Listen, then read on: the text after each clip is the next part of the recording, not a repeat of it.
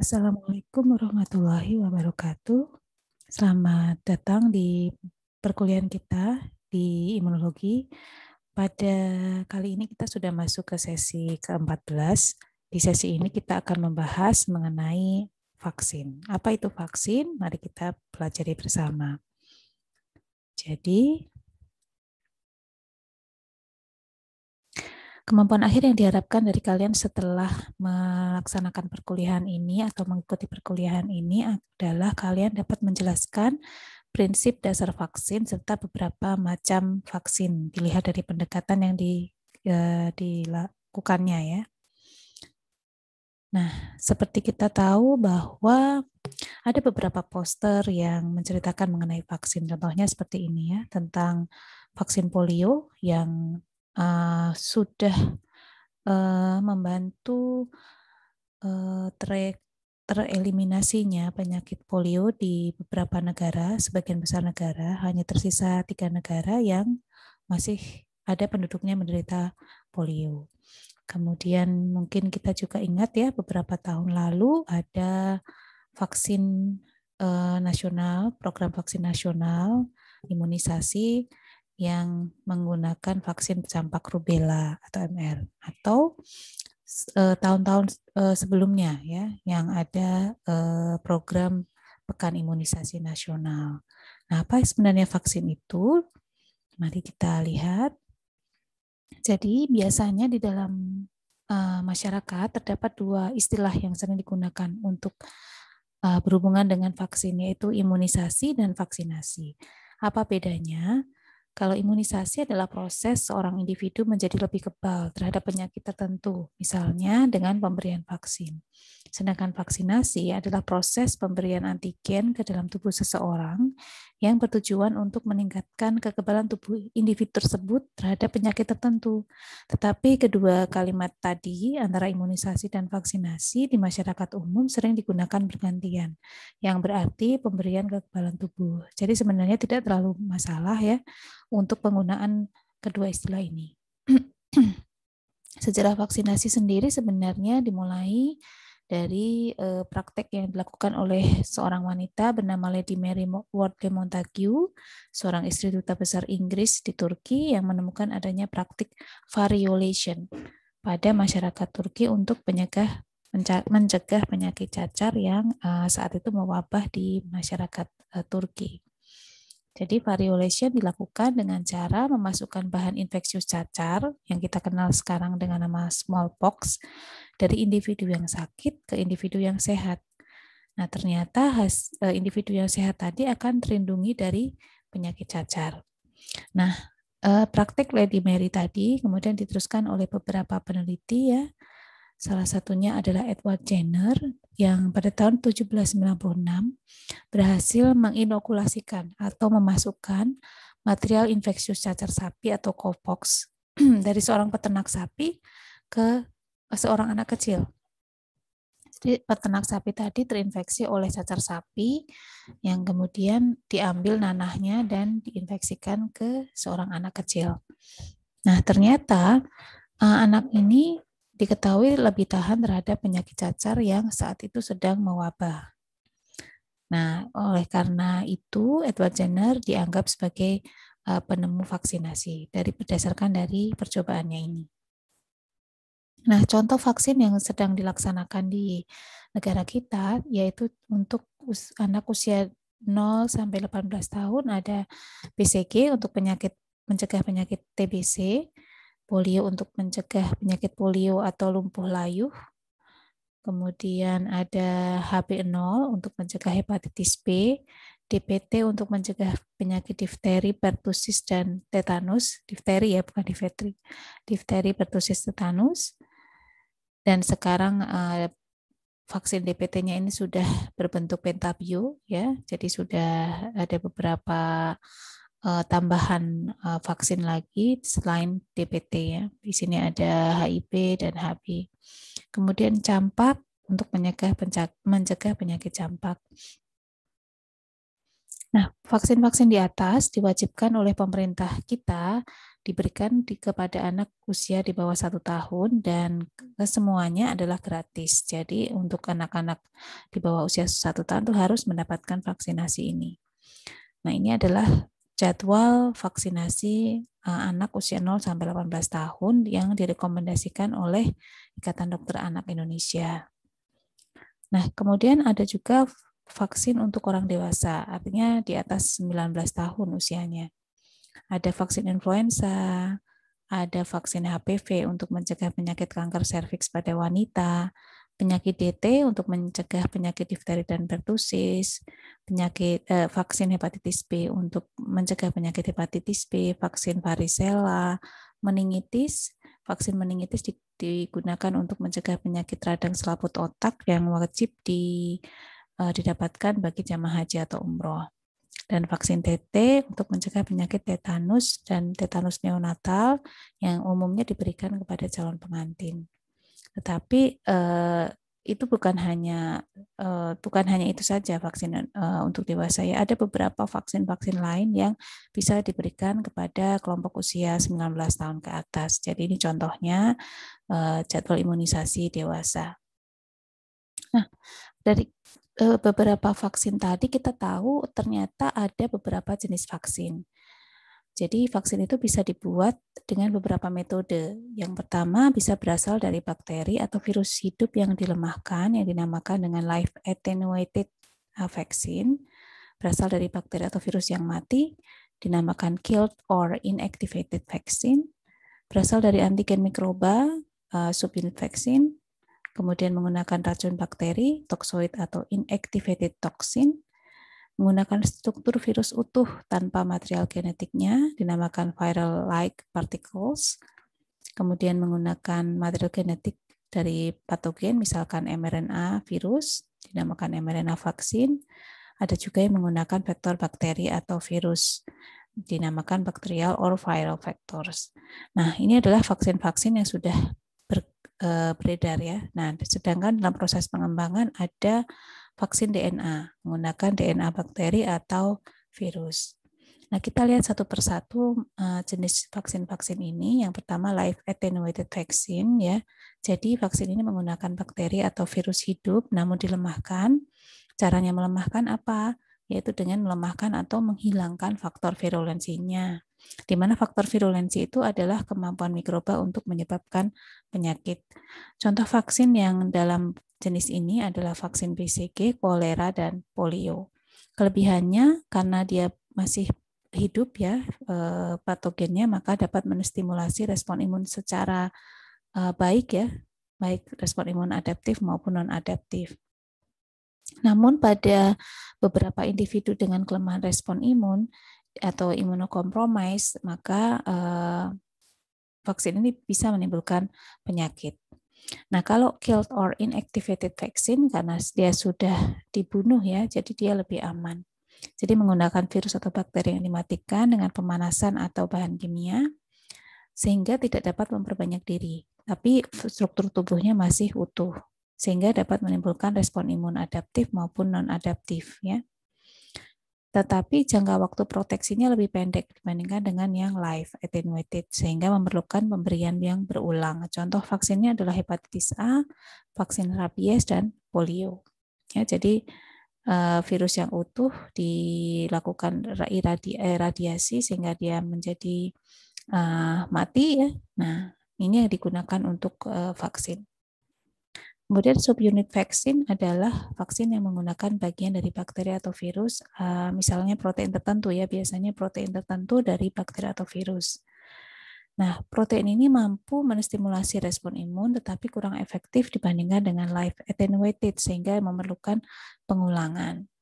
Dan vaksin ini bisa dibuat dengan memurnikan protein yang diinginkan atau dengan teknologi rekayasa genetika, dan keunggulannya adalah cukup aman dibandingkan vaksin yang dari virus yang dilemahkan atau dimatikan karena bukan keseluruhan mikroba.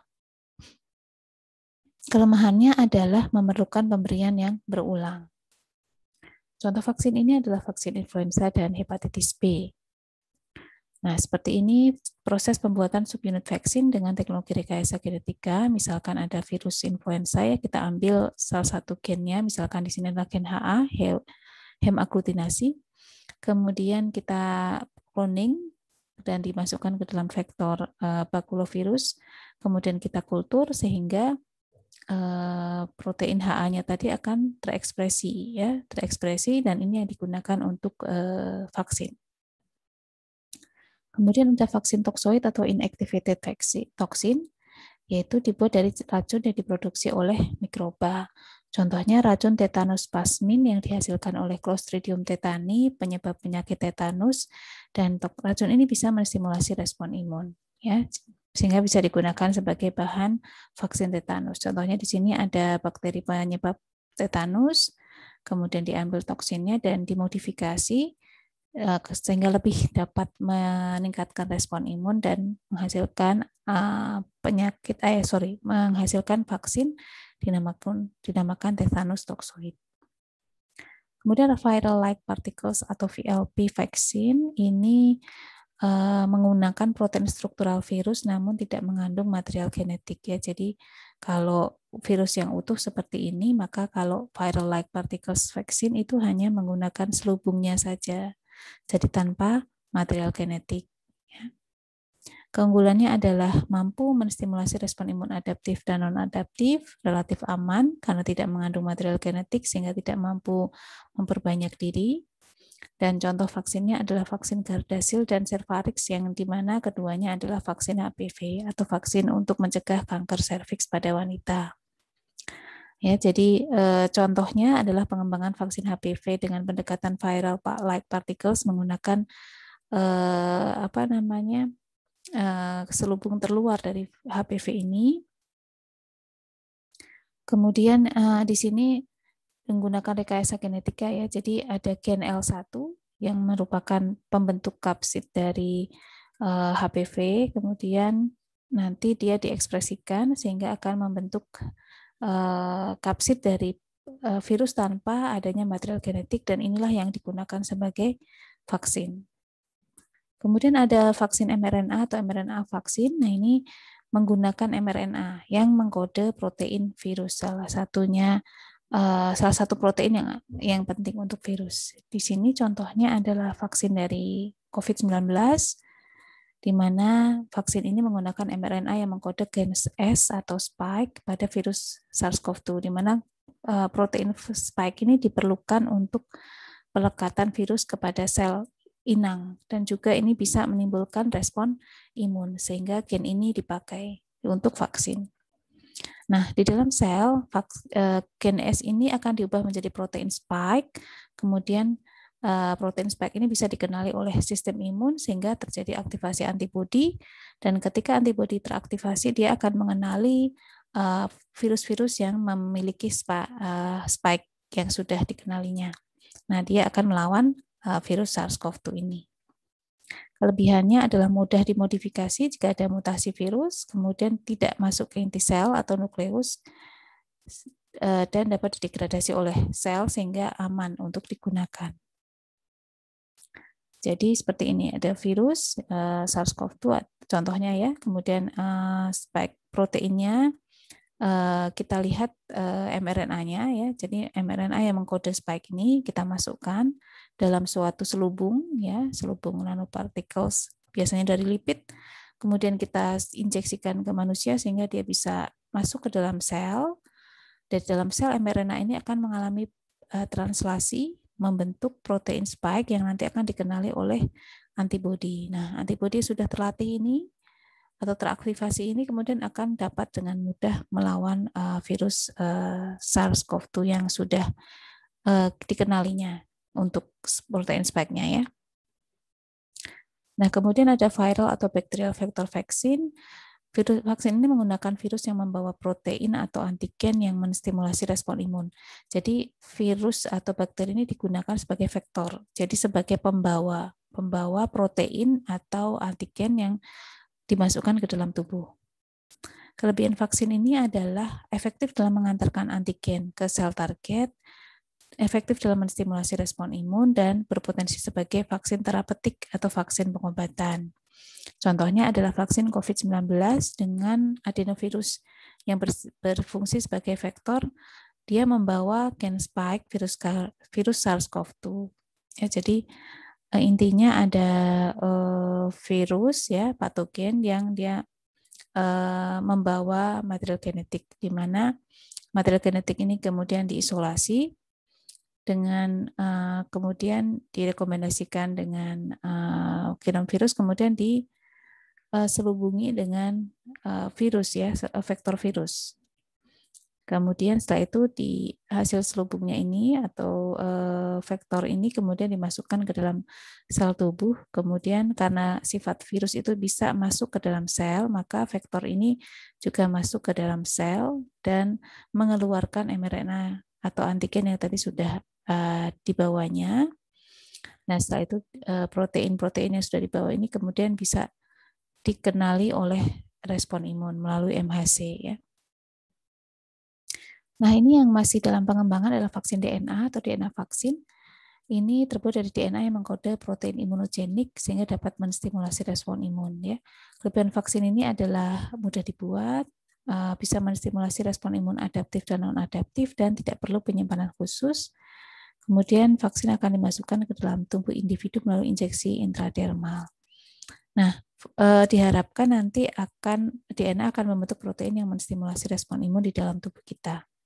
Sampai saat ini vaksin DNA masih dikembangkan dalam beberapa penelitian, tetapi belum ada vaksin yang sudah disetujui untuk digunakan dalam manusia. Hal ini terkait dengan uji keamanannya ya.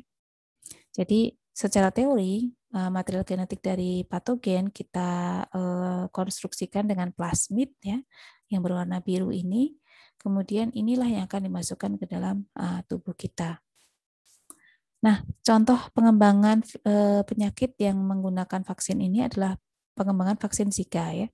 Jadi ada plasmid DNA dan gen Zika kemudian direkombinasikan. Nah, dari sini akan dimasukkan ke dalam sel sehingga akan terbentuk protein-protein yang seperti virus Zika. Dan nanti ketika dikeluarkan dari sel akan dikenali oleh antibodi. Dan nanti antibodi akan dengan mudah menyerang virus Zika. Kemudian kita juga selain pencegahan, ya tadi kalau kita membahas vaksin selalu ada hubungannya dengan pencegahan. Tetapi ternyata vaksin itu juga bisa digunakan untuk pengobatan. Jadi vaksin itu kita kenal dengan nama vaksin profilaksis dan terapeutik. Jadi dari pemberiannya kita bisa membedakan vaksin menjadi vaksin profilaksis dan terapeutik. Vaksin profilaksis adalah vaksin yang digunakan untuk mencegah penyakit dengan menstimulasi respon imun, sedangkan vaksin terapeutik itu fungsinya adalah sebagai terapi atau pengobatan. Contoh vaksin profilaksis tadi ya, seperti yang sudah kita bahas sebelumnya, ada vaksin BCG, vaksin polio, vaksin HPV, dan lain-lain ya. Nah, contoh vaksin terapeutik ini contohnya adalah vaksin kanker. Jadi, vaksin yang diberikan kepada penderita kanker untuk menstimulasi respon imun sehingga respon imun bisa melawan kanker. Nah, banyak sekali penelitian dimaksudkan untuk menghasilkan vaksin terapeutik ini. Contohnya untuk HIV ya. Vaksin terapeutik HIV ini diharapkan nanti bisa mencegah penderita HIV berkembang menjadi AIDS, bisa mengurangi penerimaan atau konsumsi obat antiretroviral, dan juga bisa membantu menghilangkan HIV di dalam tubuh penderita. Nah, kemudian ada juga imunisasi pasif. Apa itu? Yaitu pemberian antibodi terhadap individu untuk memberikan proteksi terhadap penyakit tertentu. Misalkan pemberian serum tetanus atau antibodi terhadap bisa ular ya. Jadi biasanya serum atau antibodi itu diambil dari serum kuda yang kemudian dapat digunakan untuk penderita tetanus. Ya, jadi ini contoh serum terhadap atau antibodi terhadap bisa ular ya. Ini adalah satu produk dalam negeri yang bisa digunakan oleh orang-orang yang berhubungan erat dengan ular ya, seperti itu. Terima kasih. Demikian perkuliahan kita kali ini. Semoga bermanfaat. Wassalamualaikum warahmatullahi wabarakatuh.